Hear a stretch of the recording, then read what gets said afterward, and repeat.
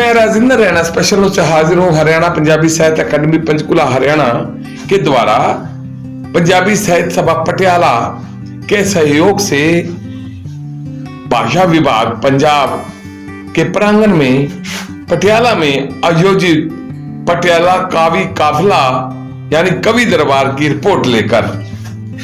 दरअसल हरियाणा पंजाबी साहित्य अकादमी पंचकुला हरियाणा के डिप्टी चेयरमैन सरदार गुरविंदर सिंह धमीजा पंजाबी भाषा के उत्थान के लिए निरंतर प्रयासरत हैं। जहां वह जगह जगह पंजाबी भाषा के सेमिनार करवा रहे हैं, वहीं देश विदेशों में पंजाबी कवि दरबार भी आयोजित करवाते हैं।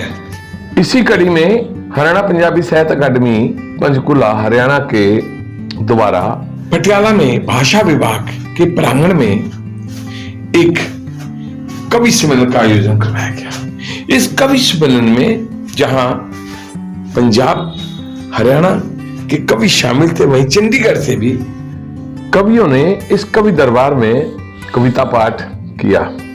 इस दौरान पंजाबी साहित्य सभा पटियाला के अध्यक्ष दर्शन सिंह अस द्वारा इस कार्यक्रम के मुख्य अतिथि हरियाणा पंजाबी साहित्य अकादमी पंचकुला के डिप्टी चेयरमैन सरदार गुरविंदर सिंह धमीजा का पुष्पों का गुच्छा देकर स्वागत किया गया। इसी प्रकार सभा के सदस्यों द्वारा अन्य मेहमानों का भी स्वागत किया गया। पंजाबी साहित्य सभा पटियाला के अध्यक्ष दर्शन सिंह अस द्वारा आए हुए मेहमानों का स्वागत किया गया। वहीं कवि दरबार में पहुंचे कवियों का आभार व्यक्त करते हुए उन्होंने कहा कि हरियाणा पंजाबी साहित्य अकादमी की यह अनोखी पहल है। इसके लिए वह हरियाणा पंजाबी साहित्य अकादमी पंचकुला के डिप्टी चेयरमैन सरदार गुरविंदर सिंह धमीजा का दिल की गहराइयों से आभार व्यक्त करते हैं। इस कवि दरबार की विशेषता यह रही कि इस कवि दरबार में लगभग 2 दर्जन कवियों ने अपने अपने अंदाज में कविता पेश की। इस कवि दरबार में कवियों को भी पूरा मान सम्मान दिया गया। दरअसल इस कवि दरबार को लेकर आमजन का यही कहना था कि वास्तव में ये सफल कवि दरबार है और ऐसे कवि दरबार होते रहने चाहिए। इसी बात को ध्यान में रखते हुए हरियाणा पंजाबी साहित्य अकादमी पंचकुला हरियाणा के डिप्टी चेयरमैन सरदार गुरविंदर सिंह धमीजा ने घोषणा की कि शीघ्र ही एक और ऐसा कवि दरबार घग्गर के इस पार करवाएंगे। डिप्टी चेयरमैन की इस घोषणा का सभी कवियों ने स्वागत किया। इस दौरान डिप्टी चेयरमैन सरदार गुरविंदर सिंह धमीजा जी द्वारा हरियाणा पंजाबी साहित्य अकादमी की गतिविधियों पे जहां प्रकाश डाला गया, वहीं हरियाणा सरकार द्वारा किस प्रकार पंजाबी भाषा के उत्थान के लिए कार्य किया जा रहा है उसके बारे में विस्तृत जानकारी दी गई। आओ सुनते हैं क्या कहते हैं डिप्टी चेयरमैन। पंजाबी साहित्य सभा आए मेरे सारे वीरों भैनों, चाहे वो अमृतसर तो लैके साडे करनाल तक के भैन जी आए ने, साडे हिसार तो लैके जमुनानगर तक के साथी भी साडे विच ने। पूरा पंजाब हरियाणा तुसी बिल्कुल एक करके दिखा दिता है। और मैं तुहानू एक बिनती भी करांगा कि इहो जिहा प्रोग्राम तुसी अगला जिहड़ा है वो घग्गर पार, इहो जिहा प्रोग्राम तुसी अगला घग्गर पार रखना है। और चरण पुआधी जी मैं वादा करता हाँ उत्थे का सारा इंतजाम मैं करांगा, अकैडमी करेगी। थोड़ी जी गर्मी है चल लैणगे ते पेड़ां दी छां असीं रल मिल के इन्हां दा इंतजाम करदे हां। सानू हर उस जगह से पहुंचना चाहिए जिथे तुहाडे प्यार करने वाले लोग रहिंदे ने। किसी ने कहा शांति की है, पीस की है। अक्सर असी ये कह दें भी जदों जंग नहीं तो वह शांति है, पर मेरा कहना है भी शांति ये है जिहदे अंदर फुल खिलते हैं, जिहदे अंदर कवि बोलते हैं, जिहदे अंदर शायर बोलते हैं, वो है शांति। और जब इस अकेडमी को माननीय मुख्यमंत्री ने ਇੰਨਾ ਕੁ ਪੈਸਾ ਦੇ ਦਿੱਤਾ, ਅਸੀਂ ਰੋਜ਼ ਸੋਚਦੇ ਹਾਂ ਵੀ ਇਹ ਸਾਲ ਬਾਅਦ ਲੈਪਸ ਹੋ ਜਾਏਗਾ, ਇਹਨੂੰ ਖਰਚ ਕਿੱਦਾਂ ਕਰੀਏ।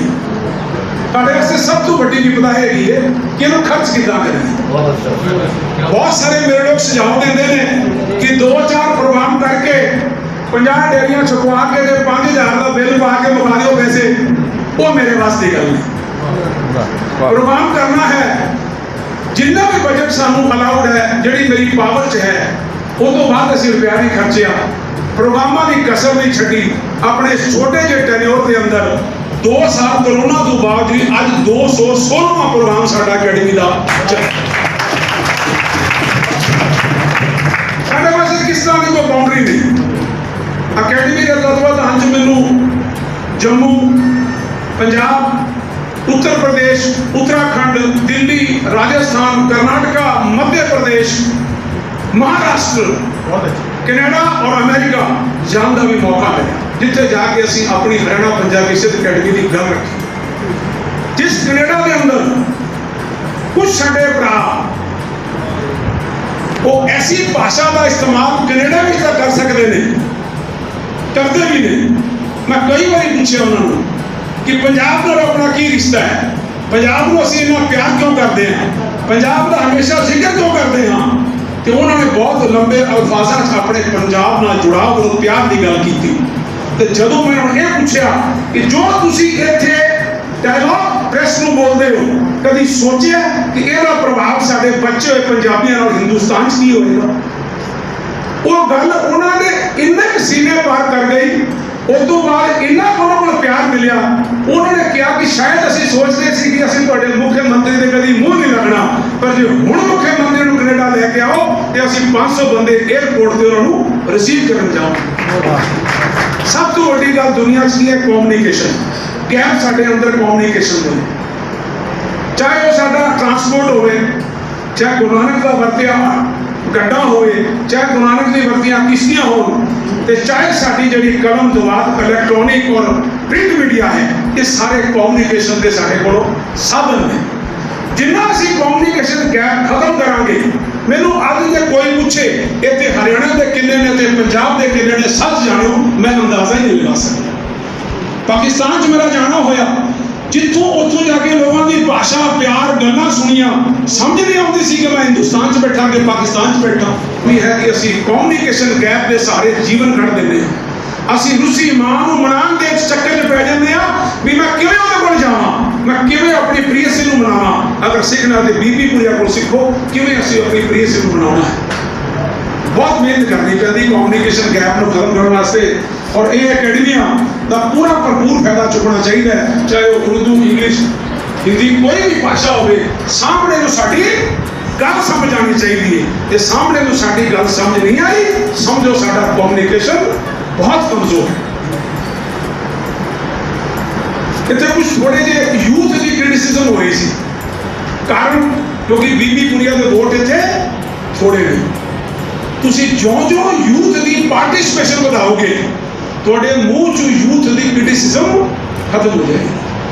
यूथ साडे तो सवाया सियाणा है और सवाया का कद है। जिन्ने मेरे मास्टर ने उन्होंने सारे तो ज़्यादा पढ़े, उन्होंने सारे तो ज़्यादा विद्वान मेरे स्टूडेंट्स दोस्त हैं। वो कोई मास्टर ही नहीं जिंदगी जिसका स्टूडेंट उस तो हाई राइज बिल्डिंग में ना पहुंच जाए, क्योंकि वो को 2 चीज़ां ने, वो आप भी है तो गुरु का आशीर्वाद भी है। और माँ बाप की जिम्मेवारी भी यही है, बच्चे को जमीन से चुक के जिथे तक साड़ी बाहां जांदियां ने उत्थे तक अपने बच्चों को लैके जाइए। पर अपनी नौहां नूं धीआं नूं कभी भी किसी घरोगी मसले दे विच बहन नहीं देंगे, किसी पंचायत दे विच बहन नहीं देंगे, किसी फैसले दे विच उन्हां नूं बहन नहीं देंगे। और उन्हां तों उम्मीद करते हैं कि वो साडे घर की रक्षा करन, साडे बच्चों की रक्षा करन, और बच्चे की पहली टीचर बन के उसनूं ज्ञान भी दें। जे असीं इन्ना ही उन्हां नूं मान देंगे अपने फैसलों के विच भी उन्हां नूं शामिल करें। मैं जदों महात्मा की गल्लां सुन रहा सी, ਉਹਦੇ ਵਿੱਚ क्रिटिसिज्म भी हैगी सी, धार्मिक क्रिटिसिज्म भी हैगे सन। मैं काफियां को लगभग सहमत हाँ, लेकिन कुल मिला के मेरे एक विचार है। गुरु नानक साहब ने जिस तरह किया, एक नूर से सब जग उपजे, ਚਾਹੇ ਉਹਨਾਂ ਨੇ ਕਿਹਾ ਇੱਕ ਪਿਤਾ ਇੱਕ ਸੇ ਮੁਬਾਰਕ, ਤੇ ਚਾਹੇ ਉਹਨਾਂ ਨੇ ਬੇਗਮ ਦਾ ਕਨਸੈਪਟ ਦੀ ਗੱਲ ਕੀਤੀ ਹੈ, ਪਰ ਅਸੀਂ ਹਮੇਸ਼ਾ ਉਸ ਇਕੁਐਲਿਟੀ ਦੀ ਗੱਲ ਕਰੀਏ ਜਿਹਦਾ ਸਾਨੂੰ ਗੁਰੂ ਨਾਨਕ ਸਾਹਿਬ ਨੇ ਆਦੇਸ਼ ਦਿੱਤਾ ਸੀ, ਜਿਹੜੀ ਬੰਦਾ ਸਿੰਘ ਬਹਾਦਰ ਨੇ 1710 ਵਿੱਚ ਲੋਹਗੜ੍ਹ ਤੋਂ ਲਾਗੂ ਕੀਤੀ ਸੀ। ਸਾਨੂੰ ਉਸ ਦੇਸ਼ ਔਰ ਉਸ ਰਾਜੇ ਨੂੰ ਯਾਦ ਕਰਨਾ ਚਾਹੀਦਾ ਹੈ ਜਿਹਨੇ ਗੁਰੂ ਨਾਨਕ ਸਾਹਿਬ ਦੇ ਸੋਖੋ ਮੰਦਾ ਆਖੀਏ ਜਿਤ ਜੰਮੇ ਰਾਜਾਨ ਦੇ ਹੁਕਮ ਨੂੰ ਮੰਨ ਕੇ ਔਰਤ ਨੂੰ ਬਰਾਬਰ ਦਾ ਦਰਜਾ ਦਿੱਤਾ, ਗਰੀਬ ਅਮੀਰ ਨੂੰ ਬਰਾਬਰ ਦਾ ਦਰਜਾ ਦਿੱਤਾ। Economic equality, political equality, religious equality, ਇਹ ਸਾਰੀ ਇਕੁਐਲਿਟੀਆਂ ਨੂੰ ਅਮਲ ਕਰਾਇਆ। ਮਜ਼ਲੂਮ ਬਜ਼ੁਰਗ ਬੱਚੇ ਤੇ ਨਾ ਹੁਕਮ ਕਰਨ ਦਾ ਆਦੇਸ਼ ਦਿੱਤਾ ਵੀ history fails to explain the decline and fall of Mughal Empire. It is only Banda Singh Bahadur whose fight from 1708 to 1716 made Mughals decline. It was only the policy and planning of Guru Nanak which made the Mughal Empire decline. ਸਾਨੂੰ ਪੜ੍ਹਨ ਦੀ ਲੋੜ ਹੈ, ਸਾਨੂੰ ਸਮਝਣ ਦੀ ਲੋੜ ਹੈ ਔਰ ਸਾਨੂੰ ਲਿਖਣ ਦੀ ਲੋੜ ਹੈ।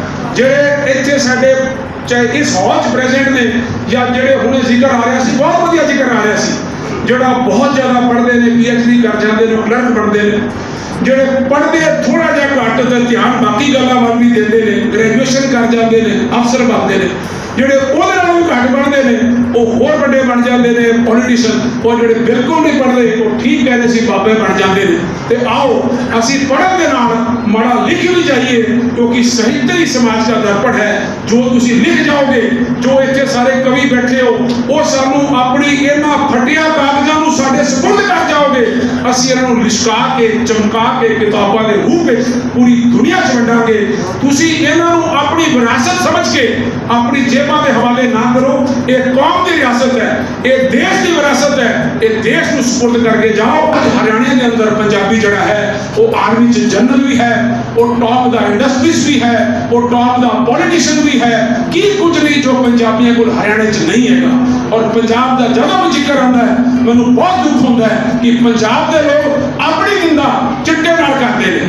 ਚਿੱਟਾ ਤੁਹਾਡੇ ਖਾਂਦੇ ਹੋਣਗੇ ਮੁਸ਼ਕਿਲ ਨਾਲ 1% ਲੋਕ, ਤੁਸੀਂ ਉਹਨਾਂ ਦੀ ਚਰਚਾ ਕਰਕੇ ਸਾਰੇ ਦੇਸ਼ ਪੰਜਾਬ ਨੂੰ ਬਦਨਾਮ ਕੀਤਾ ਹੋਇਆ ਹੈ। ਕਿਉਂ ਨਹੀਂ ਚਰਚਾ ਕਰਦੇ ਇਹਨਾਂ ਕਵੀਆਂ ਦੀ, ਕਿਉਂ ਨਹੀਂ ਚਰਚਾ ਕਰਦੇ 99% ਅੱਛੇ ਲੋਕਾਂ ਦੀ ਕਿ ਪੰਜਾਬ ਦੀ ਬਿਆਨ ਜਿਹੜੀ ਹੈ ਖੁਸ਼ੀ ਦੀ ਬਹਾਰ ਹੈ।